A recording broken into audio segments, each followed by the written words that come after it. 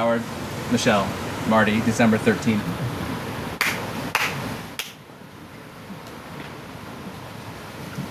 All right, so How do you introduce yourselves first to camera? He's Marty. This is Marty Snyderman. This is Michele Hall. one in the middle is Howard Hall. There you go. I met Howard in 1975. I graduated from the NASDS Diving Instructors College as the least qualified diving instructor in the history of diving. And I'd made 27 scuba dives in my life. 27? 27. 27. You told me in my life. 35. Well, that was after I made 12 more dives. No, not that. Yeah, so I got hired at the He can't diving locker, subtract either. but you had to learn the diving locker way. So I was an instructor because I had a patch on my jacket that said diving instructor, but I didn't know what I was doing. And they put me in Howard's class, which didn't help me a whole lot. But he took me night diving one night. That's the story I really remember.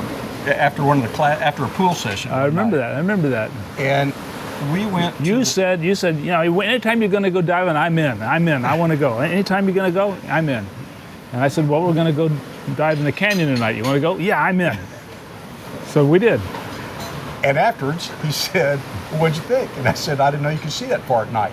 I'd never made a night dive. We did a 160-foot dive, swam a half mile out to the buoy. And what I remember is I was really, really cold at 90 feet. I was really cold at 110 feet. And I hit about 140 feet. I got really warm. I really liked it.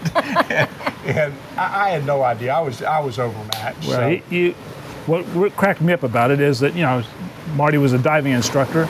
I didn't know he had 27 dives.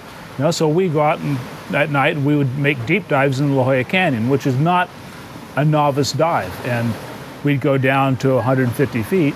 And so we swim out about almost half mile. And then we drop into the La Jolla Canyon and we descend to 150 feet. And I turned around and Marty's kind of behind me and a little bit tentative. And by the time we get to 150 feet, he's like a little bit, not quite comfortable. Because not only did I learn later it's his first night dive, but it's the first time he's ever been below 75 feet. And he said, I've never been on a night dive before. And I went, what? Wait, I told you that afterwards. I know you did. Been. I was lying then. I'd been on one by that time. Yeah, he'd been on one. Yeah. So anyway, what I learned that night was Howard was going to be a lot of fun to hang out with if I could survive it. Come back alive, yeah. Well, so that's how we got together. What year was that? 1975. Or 74. You sure it was 75? 75. Well, a few months I came before to we California. met, right? I came to California in January 1st, 1975. Probably was about then. So it was and met And then you. I met you when I walked in the diving locker to sign up for. That's when I met you. How about that? And you met about my that. mom. I did. So I met Marty. Phyllis. I met Marty before I met Howard because I went in and signed up for my scuba class. And I had a deal with Marty. I gave him $5 for every pretty girl he signed up for my classes. And so This is a complete exaggeration. Howard's never given me $5 in his life. But what really happened is Michele and I have a long story about this, but I put Michele in Howard's class because this little girl came in to sign up, and I'd seen Howard. I thought he was really good with children, so I put Michele in there, and she seduced her diving instructor. So no. But it is true that I met Marty first, signed up for my scuba class. He put me in Howard's class, and she was on me like a leech on a pig. Stop! I don't do that. I benefited well. Okay. So we met in May of 75. Right. She was not a good student. She was not a good student. She showed up late. Only once. She showed up late, and when I gave her recommendations of things to buy, she didn't do it. She didn't follow it. She bought the cheap stuff. Got rescued a couple times. Only once. And then I felt obligated to keep my eye on her because she's a liability, and I didn't want her to go out and kill herself outside the class diving with somebody else. So I've been keeping my eye on her ever since. Good. And you taught 38 me, years. You taught me underwater photography. That's right. 38 years married, but we've known each other longer than that. So when did we meet you, Eric? Oh, that's a good question. I remember, I'm pretty sure I met Howard and Michele at my first demo. I'm pretty sure. He was 12. Yeah, so I was 12. It was 2003 probably? 2002 or 2003. I think this is the first time we've been diving together. I think so, too. I think that's right. So. Yeah. And I only dove with Howard and Michele on a Channel Islands trip a handful of years ago. Yeah, just before Mako was born. Your last outing before Mako was Yeah. born. That was 5 it was years. New Year's Eve. 5 years ago, right? Yeah, New Year's Eve trip. Yeah. So there was a lot of history before I came in, obviously. 28 years. So yeah, we got a little jump start on you. But one of my favorite stories, and knowing that you guys work together a lot in filmmaking, has nothing to do with underwater, except it was pre-underwater, getting ready to fly someplace to go out on a film shoot and driving Australia. up the freeway to LAX. Yep. Do you remember what happened? Well, I remember it was my van. It was an older van. And Marty said, you're on fire here. And I said, no, what happens, Marty, is the oil's been leaking out and landing on the exhaust pipe, and it smokes a lot, but it's not really. He says, I got flames here, and I looked over, and there was flames coming out from under the dash. And we were going to Australia. It was a Wild Kingdom shoot. Okay. Yeah. And I had my passport and wallet in a bag in front of my feet. It burned the front of my cover off my passport. And today, you'd never get through TSA Oh, that's with right. that. But I remember This would have been in the 80s. you came up. Well, the No. first thing is we went and you came up and got the van. No. Later. That's one of the things that happens, when you get older, you start forgetting this stuff and getting it wrong. But one of the things that's happened forever is you interrupting me. So, Just trying to help you out. Wrong. What's Because I the might be first thing wrong. that happens? We pulled over the side, Eric, and can you turn this damn camera off? I had a fire extinguisher. Yes, and you got out and put the fire out, almost. Right. And put the fire extinguisher down somewhere, and we were kind of shaking and all. It was a little unnerving. And then the van caught on fire again, and Howard didn't know where he'd put the fire extinguisher. So then we were on the side of the road, but we were really close to the checkpoint, That's right. to the San Clemente checkpoint. Exactly. And I walked up to the checkpoint and flagged down a truck to take us to LAX, almost. Holding a handful of 20s in your You're hand. right. That's exactly right. Holding money in my hand. Yeah. And that truck broke down before we got to LAX. The guy's brother picked us up In another in flatbed another truck. flatbed truck. And I remember going into the airport. We were way late. And we were going to go and look at lenses. We'd gone Yeah. way up early that day. And I remember going in there saying, we look like we've been in a fire. We smell like we've been in a fire. Can we just go to Australia? And they let us on the plane. And then we got through. And Howard Yeah. called me. I I was at home. Right. Sorry. Did you I have said, more? Michele, the van's on the side of the freeway at the border check. Get it fixed. I'll see you in a month. Click. What? And I dealt with AAA and managed to get them to come up and tow the truck back and get it fixed. Crazy. Yeah. Crazy. Thank you. I'm not sure I said that. Welcome. And you're right. I mean, going through TSA, well, there was no TSA Right. then. There was, Right. but if you'd had to deal with your passport, Um, looking like it did that day, you wouldn't have made it. We could have taken the van home. Yeah. Yeah, right. Or waited for AAA. So you asked us, one of the stories that we were talking about, we started blue shark diving. Howard and Larry Cochran were doing some of that before I got there. So they'd always been in the cage. The whole shark thing in the 1970s, nobody was doing that. It was really on the cutting edge and really a new thing. And we would go out there and spend time in that cage and kind of rotate. And one day, I was in the cage. Steve Early and I were in the cage. And we were supposed to do these little hand signals, jerk on the line, which wasn't going to work at all. And then they would tow the cage back to the boat, and you could just get up on the swim step, and you wouldn't have to swim out and endanger yourself. We tugged and we tugged. Howard and Larry didn't do anything, and that was their experiment. It was an experiment, yeah. To see if it was safe for man to swim with sharks. I said, Larry, they're going to run out of there sooner or later. They're going to have to swim back. And so we did. Yeah. And you survived. Thank you. Yeah. Yeah, Marty has always said if he ever gets bit by a shark, he says, I don't want to live. I don't want to live. I don't want to be mangled and damaged. I don't want to live that way. So if I get bit by a shark, just blow me away. Just blow me away. And we carried power heads with us, which were horrendous weapons. They could blow a hole in you about that big around. And I had carried one with me in case a mako or a white shark got aggressive. And sure enough, Marty got bit on the little finger. And there was a little cut right there. And he said, look, he showed it to me. And I loaded up the power head and came after him. And I almost drowned. Yeah, it's my friend Howard. Be careful what you say. So Marty, were you shooting by then underwater? Yeah, badly. Yeah, I shot at him. How did all that start for you? Well, that was really the reason I became a diving instructor. I wanted to get in to making movies and shooting still photographs underwater. It's why I came to California.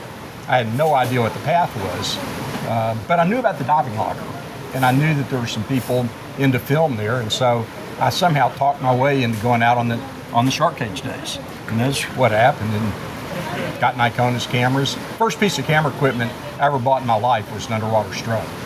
So. And what about collaborations on projects between the two? Are there any? Did you do any Collaborations on what? projects? Film projects. Him and me? Why would we do that? We did 14 episodes of Wild Kingdom together, where we were two cameras doing the shooting. We traveled all over the world. The Wild Kingdom production company had by then done over 200 shows, and so finding things that were new to do was difficult. And they just said, any idea you've got, we don't care if it's risky. We just, we'll take a chance that you don't get a show. If that happens, that's okay. So just whatever you want to do. So we just think up stuff.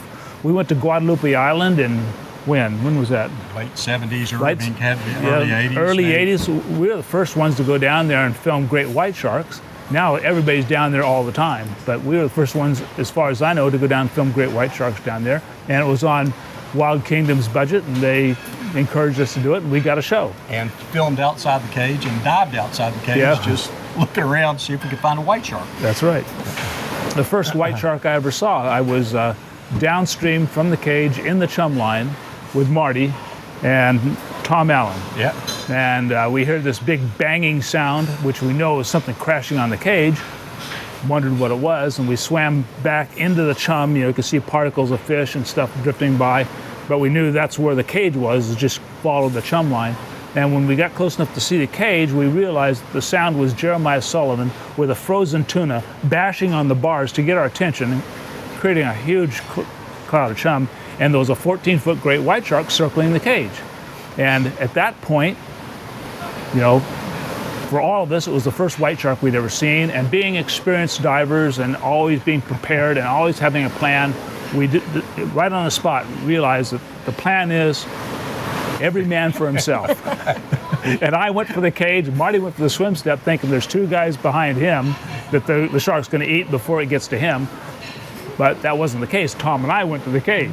And the shark went on the other side of the cage. I dove into the cage, pushed Jeremiah to the bottom of the cage and stood on him. And Marty tried to get up the swim step in record time. So if that's collaboration, I guess, whatever you call it. Yeah. And what were you shooting those shows with? That was all shot in 16 millimeter. We each had clear ACL cameras. We built our own housings for them because you couldn't buy housings in those days. Back in those days, there probably wasn't more than 25 professional underwater filmmakers in the world. And we had two very good camera systems, and we could do as many Wild Kingdoms as we wanted to. And we had done a bunch of blue shark stuff prior to that. And that's really how we started. That was the first Wild Kingdom that I got to shoot was when Rod Allen had hurt his back. And I shot blue sharks in California. But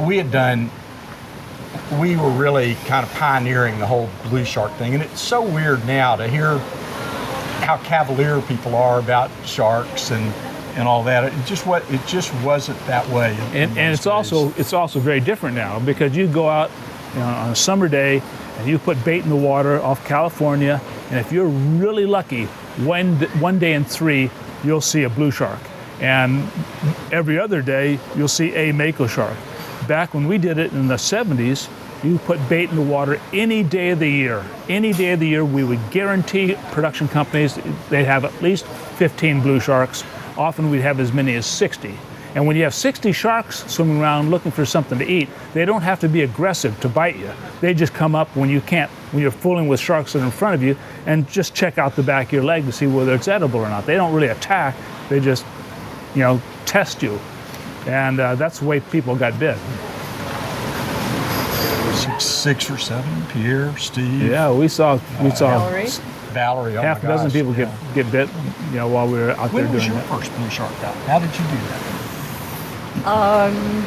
Would have been off California with Howard. I remember one time going out. We dropped Bob? the cage in. Probably Or Larry? must have been Bob.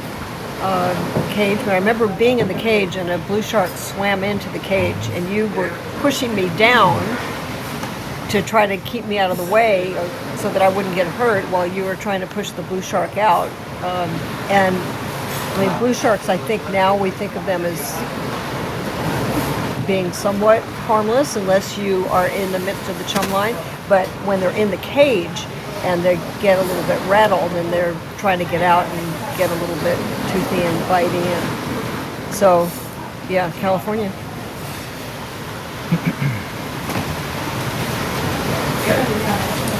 So if we move forward into the 80s and maybe into the 90s. It's another 10 years, Howard.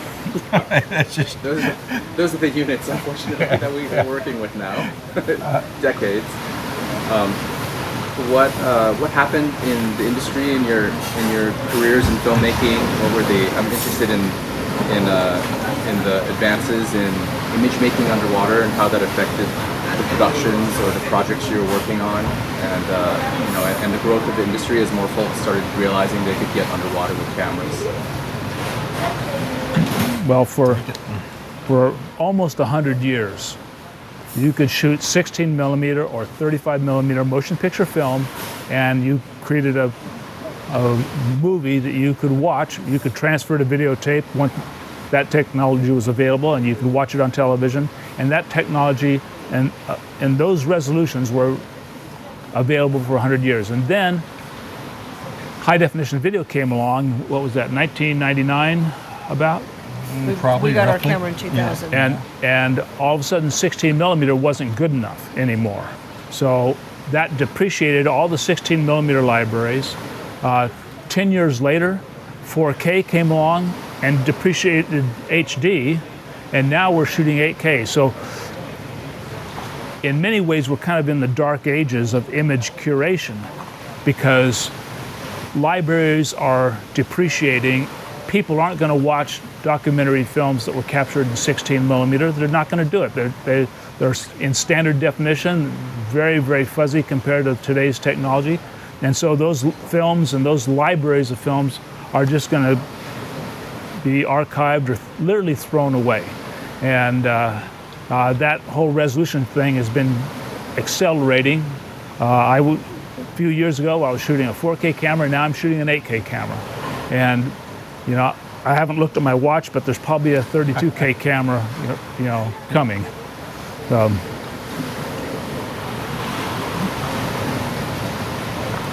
Marty? You guys need to say? What I did is I got out. So I shot. My last film was shot on Super 16. I shot a shark film, co-produced a shark film for Nature, and then it was try to make the jump into the video world, and it was a $70,000 to $100,000 investment, and I had a project lined up, and it fell through with Partridge Films, and then You wised up. I don't know that I did or I didn't. I sometimes Brought regret some it. pens and pencils and Sometimes I regret that, and the most fun I ever had was being part of film crews. That was the best diving we ever did. Yeah, that was great. And I got into to situations where I would be on the lee side of the reef with a bunch of sport divers so that nobody got seasick, and I could see you guys on the other side of the reef having more fun, but probably seasick. And so that was just kind of the change. And I just went back into the stills world and the writing world, and have been comfortable. I've had a good career with that. I think always you kind of second guess what you could have done or should have done, and I did what I did. When you talk about the changes in technology and the way things have changed, when we were shooting 16 millimeter for television on the square CRT box at 480 lines of horizontal resolution, that camera a used camera cost about $10,000. Then you had to build a housing, which cost another $3,000 or so. That's in 1975 dollars. Okay, if you wanted to buy a new 16 millimeter camera, they were $60,000 for a new 16 millimeter camera, which will produce an image quality that you wouldn't even watch on an iPhone now. In 2000, when HD came along, I bought a Sony 900 camera, and that camera, the best deal I could get, the body cost $88,000, and the lens cost $23,000. And then I had to build a housing for that. I had to buy batteries and a few other things. It was a very expensive investment, and it was good for 10 years and became obsolete. And I all but gave that camera away. And I have friends of mine that didn't give theirs away soon enough and can't even get rid of them. And the acceleration of technology is mind-boggling, but also the prices have come down. The 8K camera I'm shooting now costs $25,000. That's in today's dollars, which is a fraction of what my 16 millimeter camera cost and a tiny fraction of what my HD camera costs. And by 415, you'll be able to do IMAX films on your phone and in super high quality. And if you think I'm kidding, people are already making feature films on their phones and showing them in theaters. So that's where it's going. One of the things that worked in our favor during the transition from film to video was that we got involved with the IMAX world, the giant screen, large format world. So we started making IMAX films, and we were shooting in film, but while the rest of the world was sort of going through the transition from film to digital, we were shooting in film but in IMAX. And when we took a break from shooting in IMAX, we then invested in digital, but the newer generation of digital. So instead of buying a camera, I bought a house. Can we talk about shifting baselines? I know that's been something that we've been thinking about a lot, and I'm not sure folks watching this may know what it is, so we could maybe define it. But one thing that I've been really fascinated by is that the imagery we're seeing now is phenomenal. We have so many divers in the water with cameras of all sorts. Everybody has a couple shots that are fantastic, and we see them all aggregated on the internet. And it just feels like the ocean is exploding with life if you're on the outside looking in. But of course, through your careers, you've seen a big change in the ocean. I came into the ocean much later in the mid-90s, first time really underwater with a mask and a camera, and so that's set my expectations for what I would see in my lifetime, and it's gone down from there. So it'd be great to get your perspectives on that. And I've talked to Ron and Valerie in the past about this, and the stories you hear from the previous generation sound like fairy tales to me. So having to wait until the fish went by, so you would have enough sun to take a picture. That's that kind of thing. When I think of that, I don't know when I first heard the term shifting baselines. It was Jeremy Jackson, but it was clear. I think of the Cortez. And Randy Olson created a website called shiftingbaselines.org, which if you haven't gone to that website, it's definitely worth looking at. And there's this thing where, we've been in the business of selling diving and the experience and the adventure and want other people to do it, and yet there's a part of you or part of me that goes, I'm not selling the same thing I used to see, and that's just a fact. Exactly. And one of the things that's happened is you gain more experience. I'm better at finding things than I used to be, and so I see things that I didn't used to see.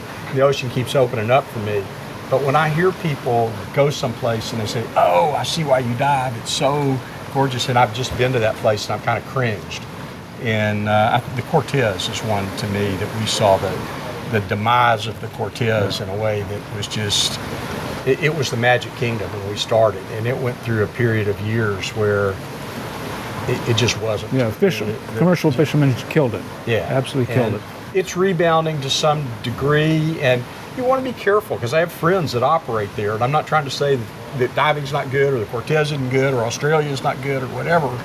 It's not as good was. Yeah, and it just isn't. Certainly isn't as good as it used to be. One of the encouraging things for me, though, is that as marine protected areas have been established, and after a period of time of that area being an MPA, that life has rebounded. And one of the things that we experienced this year was, well, for me, it was the first time in Dumaguete. Howard had been there 30 years ago.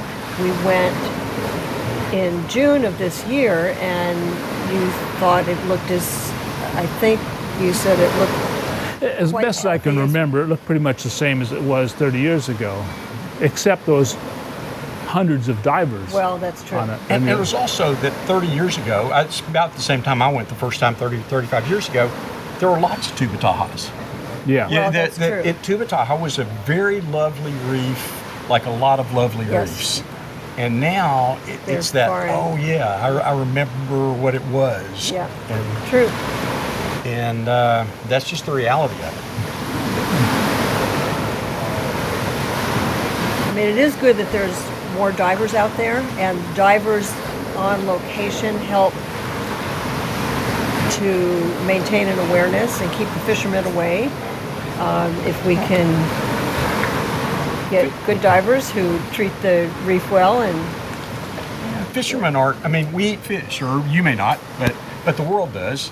And but fishing illegally. But fishing that's what I illegally, mean. and so you get sure. down to Socorro, where it's a no fishing area, and the fishing boats are in there decimating the reef when they're not supposed to be there. That's disgusting. So you get dive boats out there, and they help keep that under control because they're there and they're able to monitor. Yeah, it becomes a financial benefit to stop fishing on some of these reefs when you have 30 or 40 dive boats going out to Tubataha every day. You know, killing the fish out there is economically a bad idea.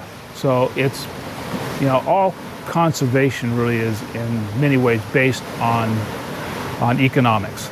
And if it isn't, it's going to be sooner or later. And if you close down a place, you say, okay, nobody can dive here, no photography, no sport divers, no nothing, then you're not going to have anybody out there, and the fishermen are going to come in illegally and they're going to wipe it out. I've seen that happen numerous times. So as much as I dislike the idea of having 50 divers on the same reef that I'm diving and having them in the way, and occasionally somebody kicking a coral and breaking it, which, you know, grows back relatively fast, the alternative is worse, because if people aren't diving these places, they're going to get fished, and fishing does a lot of damage.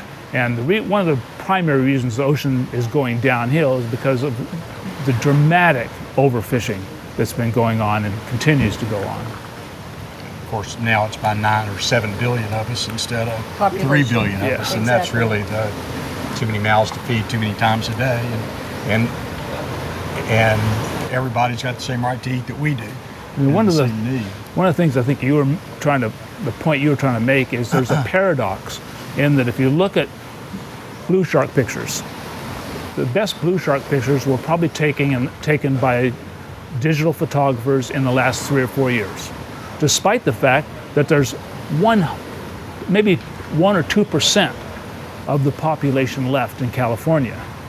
When Marty and I went out there, you could get 25, 30, 40, 50 blue sharks every day. And we shot pictures with 35 millimeter still film, and you had to wait for a week to get the stuff processed, and it was easy to make a mistake. Now you go out with a digital camera and you shoot, 1,300 pictures on a dive, and you immediately look at the screen on the back of the camera and you get instantaneous feedback. So you quickly get good at it. And we didn't have that when we were starting out. So even though there's far fewer blue sharks, hundreds of times more images are being captured. And the best of those images are rising to the top, and that's what we're seeing. But it gives the world the impression that everything's healthy. Right. Right. And that's the catch-22.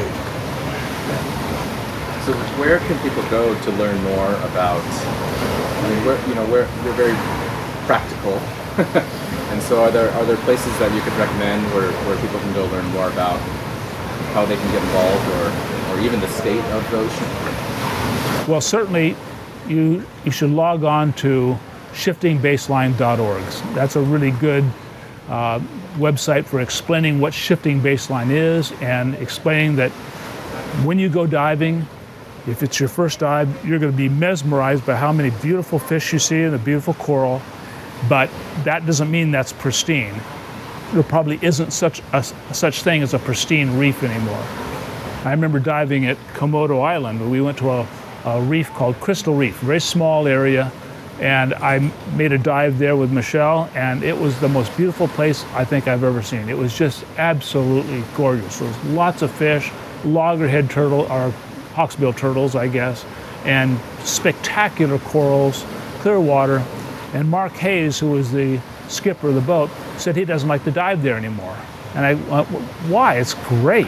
It's great. It's one of the best dives I've made in a long time. He says, yeah, but when I first started diving here, I would see 7 species of sharks on every single dive. I'd see tuna, I'd see all this stuff that isn't there now. And I don't have that in my memory. So what I saw is this absolutely spectacular reef. What Greg saw is a reef that's been decimated. So that's shifting baseline. And the conflict is, if you say that in the wrong way, you discourage people from getting involved, and then you don't have as many eyes out there. And you're right about, I mean, we need the economics. That's the whole thing, is we need the diving community. We need everybody to be out there with eyes in the ocean. And in some ways, we're in part responsible. I mean, we contributed to that. We went to places that had never been, certainly never been dived, wrote about them. Here came the world. Attractive people. Then here came a resort. Then here came fishermen, or the fishermen may have been there, but it gets overdone. And again, I think that goes back to that when we were born, there was 3 billion of us, and now there's 7. I do think that there are a variety of websites that have been created that impart some good information. Reef Check is one. Is it reef.org? Yeah. Is another. Coral Reef Restoration is doing, I think, seems to me, doing great work down in the Florida Keys. They're learning about how to repopulate a reef and get corals growing, and then they implant them. And you know, one of the things, when I first kind of branched out and tried to get into the environmental organizations, I was intimidated. I didn't know how to do it. Yeah. And the fact is, they need help. They all want volunteers. They want your money, but if you can't give money, they want volunteers. You just got to knock on a door. Yeah. And if you go, they will get you into the program if you've got something to offer at all. And that's, I think, a way is you network and you learn. And you can either learn it sitting at your desk or sitting at your computer, or you can learn by getting out there and mixing it up with the world. And I think that's networking is a great way to do it. And I think Sylvia Earle's Mission Blue has done tremendous things. Her Hope Spots, which I believe started with a TED Talk that she gave. I'm not sure if this is totally accurate, but she got some seed money. What would you like to do with this money? And she created this whole thing about Hope Spots, and there are new Hope Spots around the world thanks to the work that Sylvia's doing. She's done a lot of and good. there are lots of people. There are lots of people doing that, and that's one of the things you learn. And one of the problems is there's so many organizations, you can get frustrated and not know how to get started. But there's so many grassroots people that are doing all this, lots of the shark savers, their organizations, and I like Sea Save. I think it's Sea Save Foundation, Georgine Bradley and Jay Arlen, and they're all about political legislation and going to CITES, and also CORE, COARE, Christmas. Topher Chin. Topher Chin. And the producers of this video will put those names right down at the bottom of the screen for you to see. Adding to my post-production. That's right. Headings. And I served on the board of Reef for 7 or 8 years, and I mean, the truth is, I'm not on it now, so I can brag, but Reef does some great stuff. And the whole citizen science is just given its expanded science's ability to do things that scientists can't afford to do. There's no budget, but the whole volunteer thing with citizen science, and that's the way people help. You don't have to be a marine biologist to do some good in the world. So Marty, your T-shirt says the Dumaguete dive team, Howard and Marty's 70th and 70th birthdays. So we're here celebrating your birthdays, some other birthdays. I have been looking forward to coming here because this is the first time, you know, aside from conventions or GEMA or something where you get to hang out with people in the industry in a very different environment. But this is the first time I've been in the water with you and with a whole bunch of other people. What are your thoughts about this gathering? I mean, it's been such an amazing experience to be here with all of you. I think this is one of the coolest things I've ever done in the diving world. Just a fun thing to do. And I had always kind of fantasized about, I live in San Diego, and just about having some affiliation with a tropical resort so I could go dive in warm, clear water. And I kind of just happenstance was able to kind of hook up down here, and I'm one of our 2 photography ambassadors, although I can't get anybody to call me Mr. Ambassador. I've tried. It's not going to happen. And what really happened is we went on a hike. You and me and Lynn and Howard, we went on a hike last New Year's Day. New Year's Day. And I had thought about this New Year's Eve and thought, okay, I'm going to ask you guys if you want to do it. I didn't think you would. I thought you were crazy. I never thought it would. Before or after that? Yes. And we thought maybe we'd get 15 or 20 people to come. Who would fly to Philippines, all the way to the Philippines to go diving and celebrate 2 old guys? So we had 36 people show up in the Philippines to celebrate our birthday. And of course, you only turn 70 once, and a lot of people don't even make that. So it's a special day. It's a special, a special birthday, and it was extremely gratifying to have so many friends, go to the trouble and the expense of coming all the way to the Philippines to dive with us and celebrate our birthdays. We had a really magical time. We'll remember it for a long time. Hopefully. So here's the thing. Hopefully remember. Here's the thing. Somebody came to me this afternoon and said, has anybody asked about having a reunion and doing this again? And I said, I turned 70 in 2 years. That would be wonderful, because Howard and I talked about it and said we're going to do this again in 10 years. We're all going to go to the Krispy Kreme because that's all we're going to have left. In the meantime, but that would be one. Wouldn't that be fun? Yeah, absolutely. Yeah. And I bet a bunch of this gang would come back. I think so. And Atlantis has been really good to us in doing this. They really supported the idea and said take a chance. And if it works, great. If it doesn't, we'll talk about it. Yeah. But, it's been the diving's been great. And the scenery's great. The sunsets are spectacular.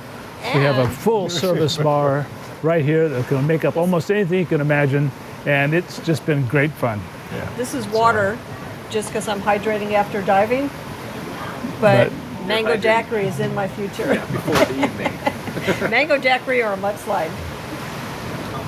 Okay, great. Well, thanks for everything. Thank you. Thank you. Thanks for all. Happy birthday.